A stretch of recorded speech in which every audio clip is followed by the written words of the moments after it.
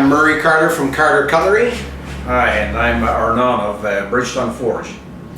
And Arnon and I actually go way back. We're trying to calculate, I think it goes all the way back to 1996. Yeah, maybe even 95. 95? Yeah, maybe. We were both in Japan. Yeah. I was in Kumamoto, Kyushu. Yeah, I was in Okinawa. Yeah. And I think the occasion was, at the time, the ANA, All Nippon Airways, was doing their in-flight magazines, and one monthly issue, they were covering all sorts of like foreigners who were doing things like making tatami mats, making tofu, doing Japanese carpentry, and of course there was the blue-eyed, blonde-haired gaijin bladesmith in Kumamoto, and they did a couple of page write-up on me. Yeah. You saw that down in Okinawa. Yeah, and I read that, and I gave you a call out of the blue.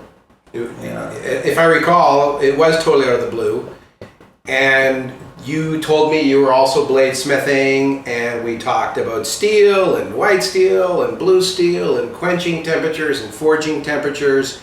You were coming at it, I think, from a swordsmithing perspective. Yeah, I was apprenticed to that swordsmith. And I was doing the architectural bladesmithing and mostly kitchen knives. And we talked about motorcycles. What were you driving at the time? A Yamaha VMAX. VMAX. Yeah, and you had an off-roader, I remember that. Yeah, a Honda CRM 250. And it was like 30 minutes into the conversation when out of the blue, Arnon says, Toro de eigo de shabite ii desu ka? He said, do you mind if we speak in English? I said, oh my God, what do I have here? Because I didn't know who he was.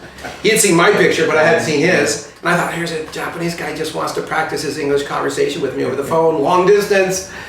And he breaks out in fluent English, and it turns out he's Soviet-born, Israeli, and doing a parallel life to me. And it blew me away that for 30 minutes we were talking in Japanese, and neither of us picked up on the fact that we weren't native or fluent speakers. Yeah, I saw your picture, but I didn't know if you were American or Canadian or what. I didn't assume that you necessarily spoke English. Maybe, you were from elsewhere. Mm-hmm. So, obviously you spoke Japanese, so we spoke that. Yeah. Kind of funny, we didn't pick up on it. That. It really was. It's left such a lasting impression because I think that, the heart and soul is you spent 12 years in Japan, 18 years in Japan, and we both pursued Japanese bladesmithing. And I think that the language is key. You just can't pick up on the nuances and all the little tiny idiosyncrasies of the Japanese bladesmithing spirit if you don't have the language skills. That's right, that's right. And why should they share what they know if you don't make the minimal effort of speaking the language? Exactly. It makes sense, I think, to me. Well, I mean, everyone thinks the Japanese are very secretive with their skills, and I'm sure people have some valid stories about that, but in my case, I always went with kind of a humble and contrite heart. I wouldn't just ask them about quenching blades. I would take a blade that I had quenched in their style and then ask them about it. And then they were almost tripping over themselves trying to help me. Yeah, that's my experience too. I didn't find the Japanese to be, secretive or standoffish. If you are sincere, if you're earnest, if you show that you really are interested and willing to work hard, I think they'll share everything they know and then some. Mm-hmm. That's been my experience. People have been extremely generous with their time, with their knowledge. Amazingly so, I would say. All of my training happened in a very rural setting down in Kumamoto on the island of Kyushu, southernmost of the four main islands in Japan. And my bladesmithing doctrine was very, very simple. We forge welded our blades together in either a coke or a pine charcoal fueled fire, and we knocked the scale off of our annealed blades with a hammer and a wooden stump, and then we cold forged the blades under the power hammer, and then coated them in clay, usually from the toishi, the sharpening stone slurry, and then heated them up in that charcoal fire and just quenched them in water, and pretty much every one of the 23,000 blades that I've made in my career has been made almost following that exact procedure, and I haven't deviated from it. But I think you've had a much richer, much broader experienced, been exposed to a lot of different bladesmithing styles and techniques. Can you tell us about them? Sure. Well, my first master actually was an old Iraqi Jew in old part of Jerusalem in Israel, and I spent about a year with him. Did a lot of forging of all sorts, mostly stone carving tools, but also wood carving tools, and some knives and hammers and all that sort of thing. So kind of basics of forging and heat treatment. The second apprenticeship was in Sakai. I spent about half a year with a knife maker in Sakai. Then I was apprenticed to the sword maker in Okinawa. First kind of informally, and then a full-on apprenticeship. I stayed there for about a year until my money ran out. I was getting paid. And then kind of informally again, spending time with various smiths in Japan. And the number one influence, apart from knives, is actually Yuri Hofi of Israel, who does everything but knives. So the way I forge and shape steel is kind of informed by all these experiences. I did a lot of architectural steel work, so the way I think about steel and the way I move it, even if I make a cleaver, say, it's still influenced by that type of thinking. We literally stumbled into each other face to face at a knife exposition or a cutlery fair, Hamono Matsuri, in Sakai, Osaka, which is currently one of the major areas for production of hand-forged, professional quality level knives. And then at that time, I came to find out you had moved there from Okinawa. Yeah. I lived originally in Kyoto in Japan. I spent a few years in Okinawa, studied sword making, and then moved back because actually Kyoto is my first love, in Japan. And of course, my future wife was living there as well, so I had two reasons to do so. And Sakai City is where I kind of started my third, I guess, informal apprenticeship. I remember this phone. I don't know if you remember this phone conversation. He said, "I've been making my own anvil." I said, "Okay, and that's a more ambitious project than I would ever tackle." He says, "I've completely leveled the mild steel block, and now I've got the carbon steel surface, which was probably like an inch thick. And you have that so perfectly mated to the mild steel that you probably could have turned the two of them upside down, and the carbon steel wouldn't have fallen off." Yeah, that was the idea. It took a long of grinding and filing. And looking back in retrospect, well, it was kind of an epic age, I guess, for me. But then again, I was young and my impression was like, this guy's partly crazy. Because I would never tackle such a tedious project. It comes with the territory. You have to be slightly unhinged to do what we do, I think. It's a crazy way of making a living. Well, then I recall, we met once or twice at that same Hamono Matsuri festival. And then you were gone. You just split.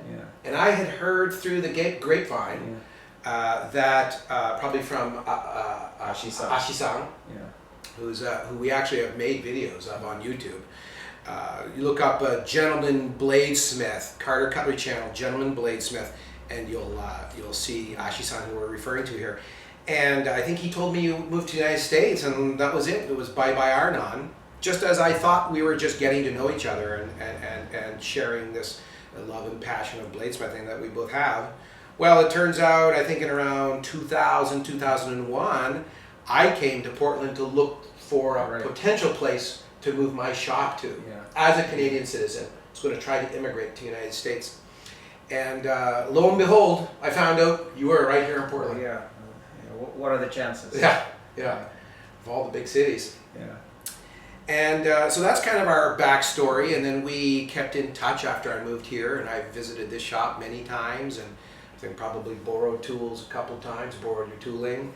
But after Carter Cutlery's recent success with our FS1, the Field Stalker One knife, that was a collaboration between Carter Cutlery and Wyoming Cutlery, I thought, gee, what a natural thing to do than to hit Arnon up for some kind of collaborative project And so I called him up, and here we are. yeah. And we decided that after much discussion that actually what both of us would really like to do is to make a cleaver. Now I have a personal reason for that. Maybe you have a different reason for. Well, our reason is simple. We just don't have any. We don't have a cleaver in our line of knives. Yeah. So I've been making a lot of cleavers while I was still in Japan, and what can I tell you? I don't have a single one left. So what does it tell you? People like the cleavers, and there is a reason for that, I suppose. Right? It's kind of appealing. So my personal story, if you don't mind, is my grandmother was a great cook, and she always had this cleaver in the kitchen, and I still have it. I inherited it. It's a big old, carbon steel tool, and I really like using it to this day. So to kind of commemorate my beloved grandmother and her mighty chopping, and the delicious food that I got to eat as a result, I thought that cleaver wouldn't be half a bad idea. So here we are. So it wasn't just going to be any cleaver. Our concept is, after the FS1 Field Stalker knife, which is the world's lightest and toughest combat knife, keeping in line with that concept, what we wanted was a light cleaver that was actually durable enough to cut through some really heavy medium, and yet differentially ground up towards the tip of the blade, so it's actually thin enough here at the tip so that we can actually do a lot of food preparation, slice through ripe tomatoes and so on, and be light and wieldy enough in the hand that, although of course it's many times thicker than a thin kitchen knife, it's not so heavy or not so cumbersome that you actually couldn't cook a few meals with it without being fatigued. Yeah, balance is everything in a tool, I find. Yeah. So if the tool can be large, but and even somewhat heavy, but if it's balanced properly, you can use it for many hours without fatigue. Mm-hmm. I find at least that's to be the case. Yeah. So this is just our initial meeting here today. We've got some footage of us collaborating and working together, designing and fabricating some prototypes, forging some prototypes. We heat treated a couple of knives.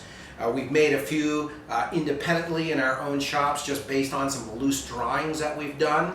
I find it's exciting that just from a drawing we've come up with two knives that are very, very comparable in terms of weight, distribution of steel and edge geometry and handle and so on. But these are just prototypes, and we're gonna put the final touches on what we both agree is the perfect interpretation of a collaborative cleaver, and then we hope to videotape it in R&D, and we'll actually do some testing like we did with the FS1 knife, and we'll put it through its paces and we'll see what they can do, and I'm sure we'll learn a lot from that testing, but the goal is to put our minds together and to bring you guys really an awesome, innovative, original, high-performance cleaver that you'll never find anywhere else in the world. And if I may add, when I make a knife, my goal is to make the kind of knife that your hand goes to automatically without thinking. That's the tool your hand seeks out before your mind can even begin to think, what is it that I want to grab?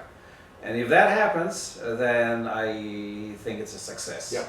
From my perspective.